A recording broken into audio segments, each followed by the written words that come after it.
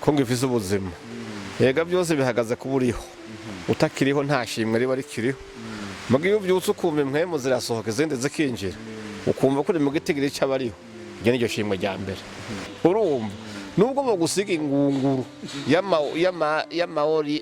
y'amavuta basiga abantu mugabo atamwemu w'Imana bize muri wewe atangabire y'Imana iri muri wewe uritwa bijya bakwise mugabo iryo zina uhawe ibikorwa byawe bizori kwambura n'abakristo nibareke kameme ko bibigugu cyane wewe wombwira gute ingene umuntu agusengera guhonyoye kunda ivyo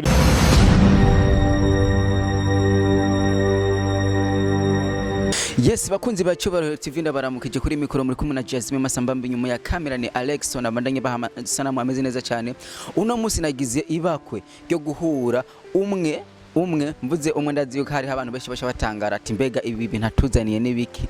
Tuzanye umwe mu bapasteri bakomeye cyane mu gihugu cy'u Burundi, umwe mu bantu yavuze ubutumwa cyangwa umaze kubona video yiwe utegeza gukanda ukumviriza ibintu aba yavuze kuko amajambo avuga rimwe na rimwe arakunda guhanura uriya atandukanye cyangwa uko avyumviriza. Rero no musi kwavuze ati tumuzane kuri Cyubahiro TV abanza baramutse turaza kuyaga byinshi bigiye bitandukanye. Mvuze imyaka yiwe ndazi yuko afise imyaka 45 ngira harenga ko amasaha cyangwa iminota navyo nzire kamazira amakazi ku Cyubahiro TV abanze abaramutse ndakuramukije.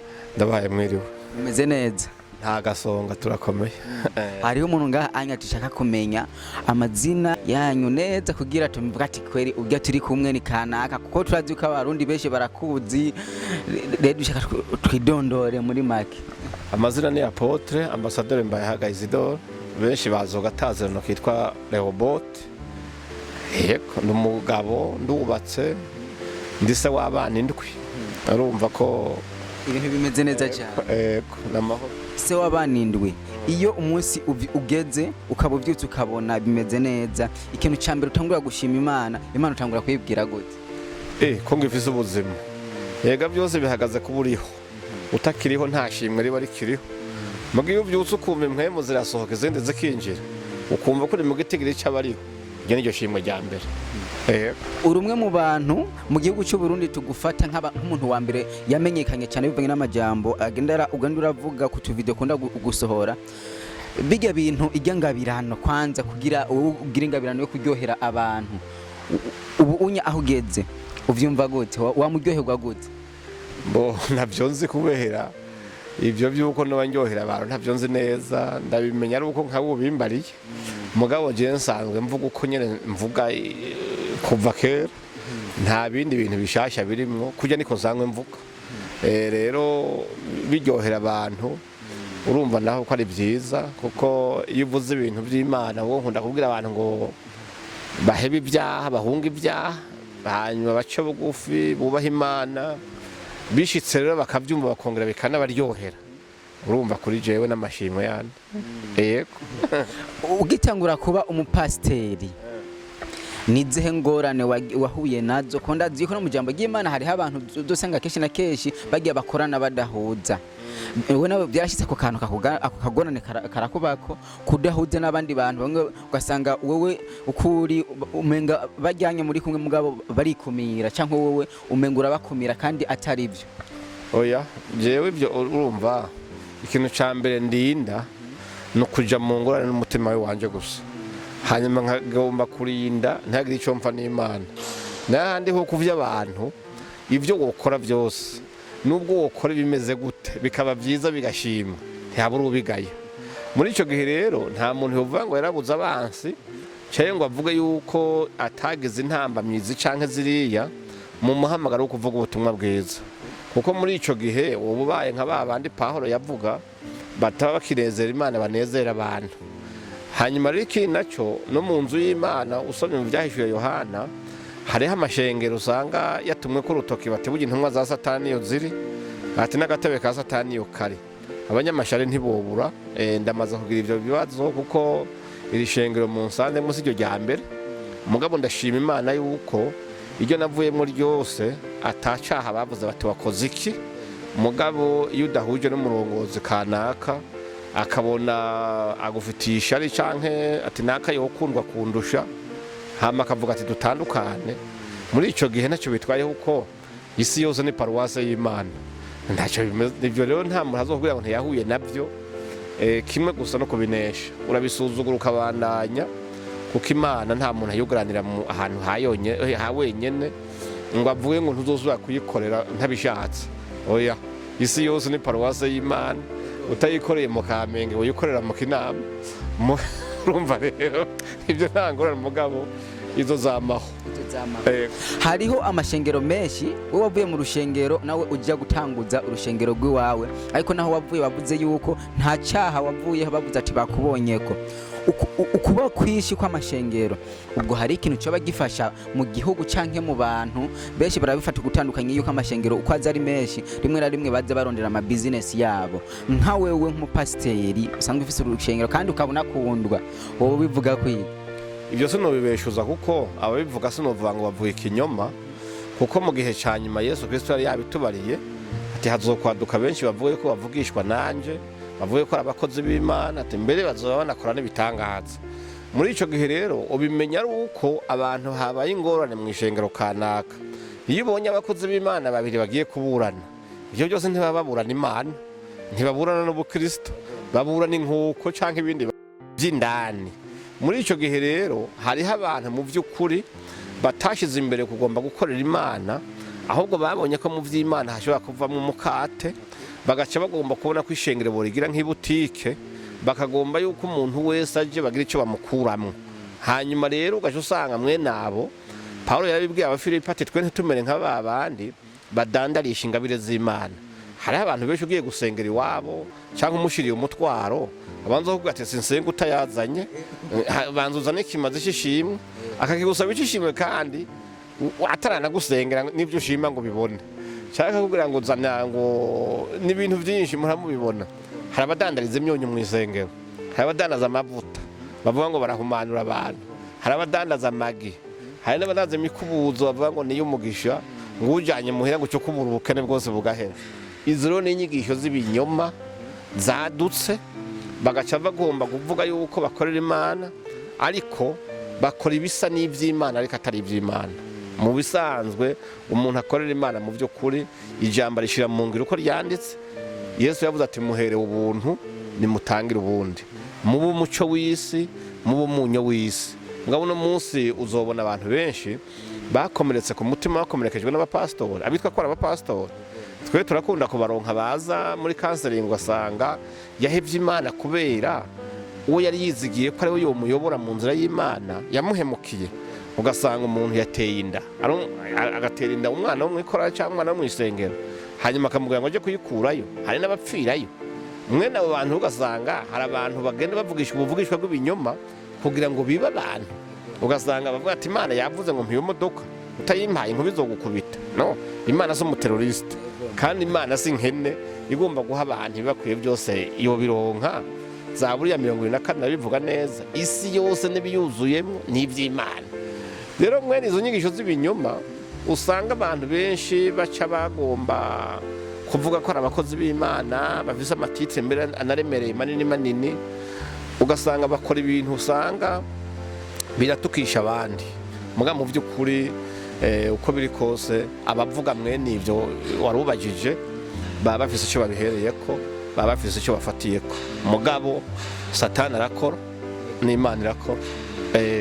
Mbega bugihajya ko bavuga yuko hariho amavuta umuntu ashobora kubasigwa, hajya Imana kwera iby'ukuri nk'uko bama babivuga. Hari abakristo benshi babivuga ko Imana hariho amavuta isiga umuntu kugira ashobore kuba nko kwiyemeza ikintu ati jewe ndumukizwa nzogusengera cyangwa nzogufasha iki niki kigiye gitandukanye. Ngira kwanza amavuta Imana irayasiga umuntu, ivyo birabaho. Bisanzwe iyo Bibiri ivuze amavuta abantu bayumve neza, so kuvuga yuko ari amavuta bagiye kugira ngo basube ku muntu, no kuvuga mpemu yera. Amavuta ni mpemu yera, urumva nubwo bogusiga ingunguru y'amavuta basiga abantu, mugabo atampemu w'Imana bize muri wewe, atanga bire y'Imana iri muri wewe, uritwa bijya bakwise, mugabo iryo zino hawe ibikorwa byawe bizori kwambura, uzosanga atabyo ufise nubwo bari guhaye. Yere mwe umuntu yasizwe amavuta, sukuvuga ngo bamusutse ko amavuta ko yamuha mivukundi, kumbure n'ikimenyetso mugana cyone giheruka mu isezerano rya kera, kuko mu ntumwa uko tuzizi nta n'imwe yigeze asigwa amavuta. Oya mugabo rero iyo umuntu yasizwe amavuta aba yasutswe ko mpemu yera, aba yahawe ingabire kanaka yo gukorera ubwami bw'Imana. Nivyo ntimuzohave mujana kuko narumvise n'abantu banayagura amavuta amafaranga, akavuga ngo munsiga amavuta ndabaha amafaranga, nka bimwe by'abapfumu babwira ba Petero n'abantu bati ndabagurire mumpe. Kumbe abapfumu kuva na kera bamye bahari barakora kuri Petero nawe nyine bari bariho, bitwa ba Eruma bariho, barapfumurira abantu bakabakoresha ibintu bw'ubutangaza nk'ubujya bw'ubumaji, hanyuma rero bagahenda abantu. Mugabo intumwa zishikiye ubushobozi bumira ubundi bushobozi bukahashika, abantu bapfunguka amaso bati aba barakaze gusumba babapfumu. Bajya no kora babirihisha amafaranga, bavuze bati ntimutwononera isoko, reka tubahe amafaranga muduhe kuri aya mavuta mwe mukoresha, muduhe kuri ubwo bushobozi mukoresha, ntabwo tuzobukoresha batwihera amafaranga. Nico gituma ntuze Paulo yaciye avuga, Petero yavuze ngo ayo mahera yanyu muragapfana nayo, izo mfizo zayo muragapfana nazo, kuko ingabire y'Imana igurishwa. Jewe ndaguhaye ingabire ndayiguhaye nk'umuntu, mugabo umuntu wese akorera Imana ahabwa ingabire n'Imana, ayo mavuta ahabwa n'Imana, ni mpemu yera. Ibyo rero naho ugenda bakakwinika mu ngunguru canke mu bwato bw'amavuta, ntuva yuko uvuga ngo ndigitangaza, urayiyoga kuveko ugumuri wa wundi. Hariho akajambo kigeze kunyohera uri kurabwira abakirisu bawe bari imbere zawe ati urazi kungene imishatsi y'abagore bacu yama itugora gusukisha. Rirya jambo hari umujene yigeze kuraba kaya video turi kumwe, rimwe na rimwe ndabona yuko umenga araryohewe ati jewe umugore wanje vyama bishika kweri akava mu rushengero usanga imishatsi yasambutse. Rirya jambo kuri wewe kuri sohora riba ryofasha iki ujya muntu yabifashe gutandukanye nuko wewe warivuze? Usanzwe icyo umuntu avuze cyose afise ahagikuye. Mpemu w'Imana ni mpemu w'ubwenge, ni mpemu w'urutonde. Ibyo uri kurakora byose bikorere mu rutonde. Tushobora kureka kwimyira ibiseru bije ngo wuzuye mpemu yera ngo uri kurajugumiza imitwe ngo ntushobora mwanya oyaye. Ni mpemu w'ubwenge, imyire witunganye hanyuma bandanye ukora uko mpemu yera ntacha kuvako. Ikindi naco rero turiko turavuga tuti none umupastori kanaka arafise gutana, arafise kwigisha abantu kuko ubushobozi bubonekera mu ijambo. Rimwe namwe turabona umenga hariho n'amakofi yamabamo bako baradusengera n'amajidarajamo, urabyumva. Mugabo ntibishoboka ingene umuntu w'umugabo, sivyo, urinda gufata imishatsi y'umugore atari gwa ugasambura ukaja kumusengera umukoze ku mabere ugira ngo vamwo ekaye, urabyumva. Ni hamwe bica bizanamwo bya bintu bindi rero ijambo ry'Imana uwo mukorako tumukorako iyo rifise ububasha rirakora. Je ndibuka yuko twigeze gusengera umuntu ari muri Swede, umwana bari muri Swede, turasenga turi ngaza tuti guhera ubunyene turasavye Imana imukize, sivyo, tutamubona kuva ngana muri Swede ni birometero 9,000, uravyumva. Mugabo bamaze kugira abariyo babatelefone bavuze bati isahi ni umwana yatoye imitende yaciye akira. Rero ijambo ry'Imana udusomeza buri 127 ku murongo w'icumumenga wa 20 niho havuga ngo yabarungikiye ijambo ryayo ngo ribakiza ingwara, ryongera ribakura mu vyobo barimwo. Nta bindi byo kuvuga ngo ni ibintu byo gufata umuntu ngo hotora izosi, umuntu mupfukame mu nda, abandi bamuboha amaguru yaza kubikura ugaca uvuga ngo ni bidayimoni ariko yamukura. No, ariko arigwanira kugira ngo murekure, sivyo. Mugabe Yesu zurabe nawe canke ba Pawulo canke ba Petero, ni hehe umuntu bamufashe ngo banigane yavuga ati dayimoni vamwe mu izina rya Yesu, dayimoni kumva ubushobozi ikagenda. Ivyo rero nibishasha umburere bwabo ndi aho kungena umuntu ashobora kuba yogira isanga yakidura rero kungena amabafa ariko aravuga ari menshi yakantu ngo mwizina rya Yesu, mwizina rya Yesu, bigatuma umuntu yo kwidudura hama ugiye kumufata ku maguru cyangwa ukamufuka mako byo kongera isibe, bigatuma umenga nibiseza gwa atari n'abakristo nebagereke kameme ko bibigugu cyane. Wewe wombwira gute ingene umuntu agusengera guhonyoye kunda ibyo biri vyahe ibyo si hohotera none. Oya musanzwe ubushobozi ni jambo ijambo riherekejwe n'ubushobozi bwa mpwemu yera rirakora. Dayimoni yumva ijambo ntiyumva amajido. Oya hari abantu bandi bigeze kugorora umuntu ni pasi urubyumva ngo bagira baturire ngo imizimu ngo iri muri ngo abadayimoni bari muri we bacomeka ipasi bayimurambika umuntu yavuye ngo asara mu mutwe kubera imitsi yarahiye. None ubwo n'ubupfu bwo kudatahura mugabo ubushobozi bw'Imana bubonekera mu ijambo ryayo. Ijambo rero nawe ryone suware wese apfa kurisunika ifo ko risunikwa n'umuntu atagira ko agasembwa imbere y'Imana kuko mpwemu yera w'Imana arashishwa. Ikintu kimushisha ni icyaha. Iyo rero umuntu ari mu icyaha nubwo yovuga ku ndimi z'ikirusiya n'iz'igihebura n'akacanga byose kuko indimi je ndazemera mu indimi zubakanye nezo mugabo kugira ibindi bintu uzi kuri umunyabyaha uvuye gusambana uvuye gusomana wibye umuntu wakoze amanyanga atari ugaca uvuga ngo nuko witwa kanaka ngo nganda gusengera sibyo mpemu yaho ntaza banza wihane wewe nyene utihanye ngo wiyeze mu maraso ya Yesu Kristo none satani arirukana undi satani impwemu mbi yo kwirukana yindi mpwemu mbi kuko iyo wakoze ibyaha nawe wabaye ikizu cy'izindi mpwemu mbi ibidayimoni biri muri wewe sibyo none wowe kibyuzuye utarihana ngo ubabarigwe hanyuma Yesu mpwemu yabanze agaruke muri wewe wumva idayimoni yoshasa iyindi dayimoni. Rero bisaba yuko ibyo abantu bose bakorerwa nibabanze bisuzume neza kuko hariho n'abashobora no kurogera abantu mu by'Imana bakabaroga icyo bitamvute ma spirituel umuntu bakabara barozi mugabo bavuga izina rya Yesu. Narabonye abantu bapfumura bafise Bibiliya. Yego nico giherera abantu bakwiye kumenya kura. Okay, muri kino gihe hari ingo nyinshi zihari kandi zimwe zirasambuka izindi zikubakwa zigakogwa ibintu byose ugasanga bimeze neza ariko abajene ba kino gihe tubona umenga ibyabo ntibimeze neza.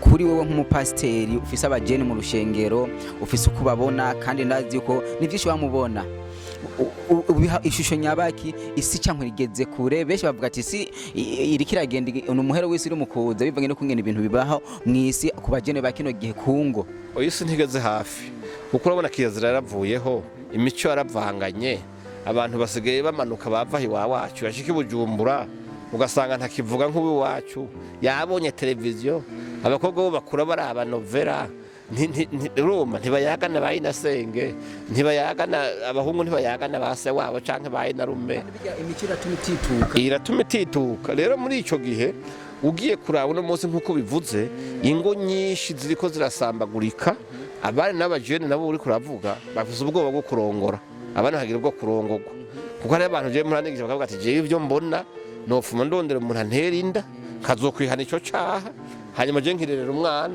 mugabiyo izo ngorane zo mu rugo je mbona nkazikwepa. Urabyumva si uburyo buke urabona no munsi dufise akaga ushobora gusanga umuntu w'umutama w'ubuhanza bugera kwirugo asiga asambana n'umwana angana umwuzukuru wiwe kandi ariko nakane kanumvise ngo inkumi za kino gihe zirasambana n'umupapa akuze hamagasha baza kuyibeshera umusore. Niko bimeze ni diri bagira urabyumva.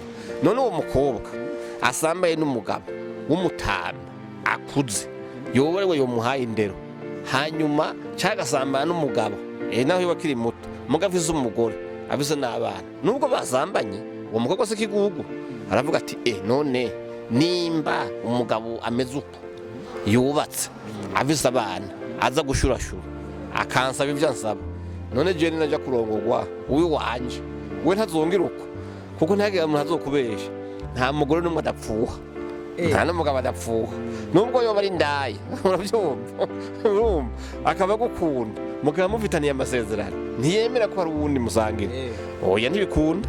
Rero muri ico gihe rero abasore nabo uno munsi dusigaye twumva ngo ibintu byitwa ibishugamami sibyo n'abatamakazi b'abakecuru bifitiye amafaranga bafise ibyangombwa byose byo kubatunga mu gico babuze gusa ni gitsina canke ni abagabo cyangwa ugasanga umugabo yaragwaye diabete nta zina baramutorera kubera bose muri shuga dadi urabyumva ugasanga byose abifise mugabo afise iyo nyota afise iyo nzara y'igitsina icyo akora niki acarondera imisore imisoro rero myinshi urashomereye ubuye akamuha amafaranga ati raba untunganirize inoti ngizo hari n'abaguri gutuduga akamuha tiyayi akamuha na argent poche y'ibihumbi 100 umuhungu agacabona yavyimbije igituza ati genda umuntu w'umugabo rero muri ico gihe umuhungu nawe aravuga ati none bagabo jewe nimba umugore w'ubundi muntu aza kundondera uwi wanje we ntazontoroka akaja kurondera abandi ugaca usanga rero haracakenewe yuko la jeunesse no kuvuga ugwaruka mu vy'ukuri kwigishwa nk'uko ubona indongozi zigisha ugwaruka gukunda igihugu ubona ko bagenda baca ku misozi baca ku ntara babigisha abantu bati dabura igihugu cacu abantu barakwiye gusubira kwigishwa imico y'ikirundi dabura bakigishwa urugo icarico kuko urugo rutandukanye n'ibirori vya mariage nsiko ntibisa gukurikiranya amavuye w'itatu canke amahama canke za modoka nziza amafoto akagenda neza ntibisa n'ibyo uzosanga mu rugo rero abantu bakwiye kwigishwa yuko hari ama surprise usanga mu rugo akagenda umutima wiwe witeguye ko hari ibintu uzohura nawe kandi ukaba witeguye kuvyihanganira ubu rero nico gituma abantu benshi imisore cyane cyane ahe mu gisagara ca Bujumbura bakura ari bireko urabyumva no kuvyuka saa 3 agace yatsa filime isteremus iri ngaho umukatura hari brebira hari firigira cometse saa 6 umukozi arahishije sivyo arahaza amaso ararushagiye kuryama byutse ku mugoroba no kuja kwirigara ntiyigeze amenya kujya ikintu yirondereye ngira nuko wase we bafise ibintu byinshi avuga ati papa zongabaniririzako iryo nizo ngorane rero nubwo ufise ibintu ukaba ufise abana mubwire ko kubironka warusha gira icyo umutuma hanyuma niyagikora neza yego umushimire ko n'umwana we n'ubundi byari guhiwe mugabo umwana amenye yuko amaze kuja mu rugo responsabilité zose z'urugo zimugwa ku mutwe ateza kwambika umugore ateza kumugaburira ejo bazovyara azokubaka inzu kuko ntazokwama mu gahinga ni ibintu byinshi bihagarara imbere yawe bituma yuko ugomba kurongora uko umutwe ukuze kandi umutima wawe wumva ko hageze nta competition yo kurongora cyangwa kurongora urimo uko benshi bagwaye hahamuka abandi bagwaye ibikomere byo ku mutima bitewe nabo bari bazi yuko bazosangira iyo paradizo yitwa urugo basanga biboheye ku bisasu ni ngorane rero hama reka ndagushimire cyane nibazi ko amajambo twayaze ari meza reka dusabe ubwira abakunzi ba Cyubahiro TV bakande subscribe na comment kugira baze baradukurikirana wongera ugendo nayisengeye kugira turanka aba followers barenga umuriyoni kwari munini baba tuzohava ucura izindi byose ni ryasezerano nyene umuntu ashika oya abakunzi banje n'abakunzi banyu nidufyondeko naje nahejeje mukanya cyafyondako namaze kubica nshirako kandi nzoyiparataje n'abandi sibyo ariko rero uko biri kose nubwo bofyondako mugerageze muze murabaha ibintu vyiza yego cyane bose muze murabaha ibintu vyiza bizima ivyo bibazo mwariko murabaza abari byo mushimikirako hanyuma dusenga Imana ngiye gusenga Imana kandi ikigano kija mu byo dusenga bija mu kiganiro mwami turagushimiye mu izina rya Yesu Kristo uri Imana nziza urera uragororotse uratunganye uri umwizigirwa ibihe byose turagushimiye mwami ngene babanye natwe aya majambo uyambika ububasha bwawe n'ubushobozi kugira mwami abaja kuyumva abagirira ikimazi nyaguhora ku ngoma ino televiziyo yamamaza ubutumwa bwiza ikaronderera abantu inyigisho zobahubura canke zikabazimurura ziciye mu ijambo ryawe ndayisengeye ngo yihe umugisha mu izina rya Yesu Kristo mana uzobagirire neza ubakuraho bageze ubaduze ku rundi rugero ikindi gihe nyaguhora ku ngoma bazobe bariko bugura amateleviziyo akomeye ndetse mwame bashinge n'iminara hafi ku isi yose urakoze kiburengeye kizima tugusabye gutyo ariko dushaka yuko dukorera ubugombe bwawe tubisenze gutyo mu izina rya Yesu Kristo amen. Yes bakunzi ba Cyubahiro TV kuri mikoro muri kumwe na Jasmine Masamba nyuma ya kamera ni Alexon abana yabaha amasano ameze neza cyane mubana nyimukanda subscribe na comment turabakunda cyane.